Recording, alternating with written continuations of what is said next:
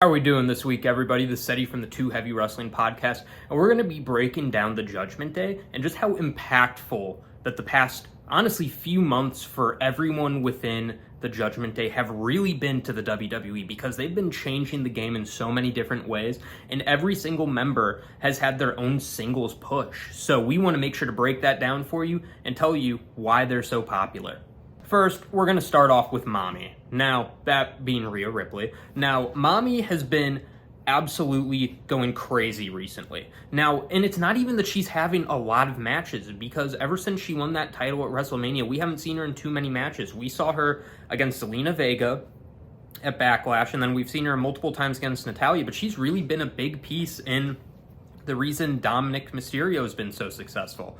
Now, Dominic Mysterio has been winning so much recently, which is absolutely crazy for him and his character development, because when you have Mommy just running interference on each and every person in every single match that Dom is actually in, he's going to win way more than people actually think. And Rhea Ripley is the big reason why that actual Judgment Day just faction as a whole has been going so crazy, has been so impactful, and is just winning every single thing.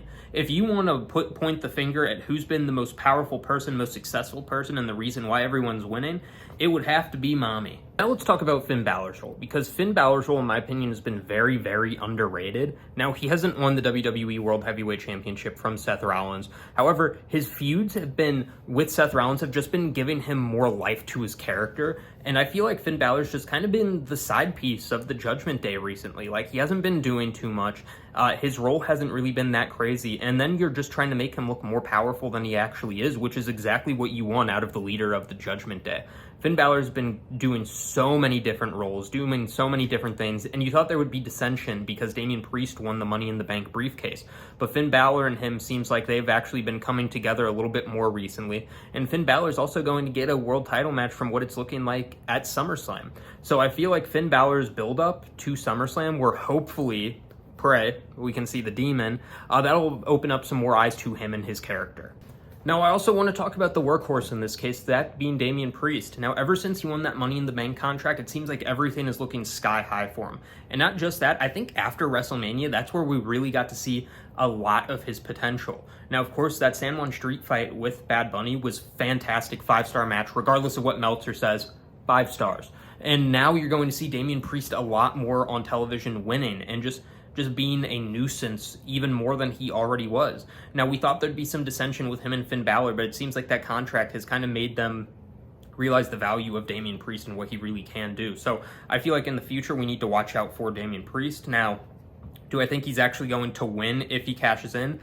I'm a little undecided right now, but I feel like with more in the following weeks, we get to see with the buildup of him, we'll get to see a little bit more of if he actually will cash in successfully or unsuccessfully. And of course, I want to talk about my personal favorite, that being Dom Dom. And now, after this past week, main eventing on 3 different shows, Raw, SmackDown, and NXT, like we talked about in the podcast this past week, and we got to see just so much of him and what he can do. The ultimate heel is Dominic Mysterio. Who would have thought that? Watching Eddie Guerrero and Rey Mysterio fight for custody of Dominic almost like 18 years ago now. And now we're kind of looking at everything, and Dominic became the ultimate heel. I would have never thought that watching him back then.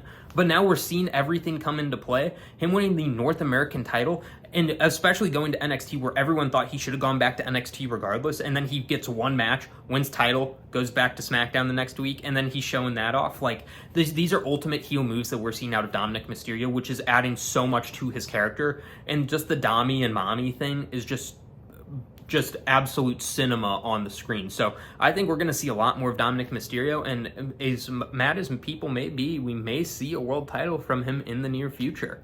Now, that's my take on the Judgment Day. There's so much that's going to be played out over the coming weeks, and especially going into SummerSlam.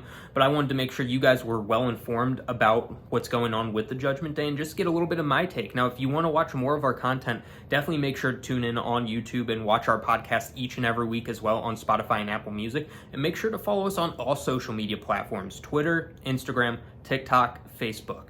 Now, I've been Eddie with the Too Heavy Wrestling Podcast, and I can't wait to see you next time.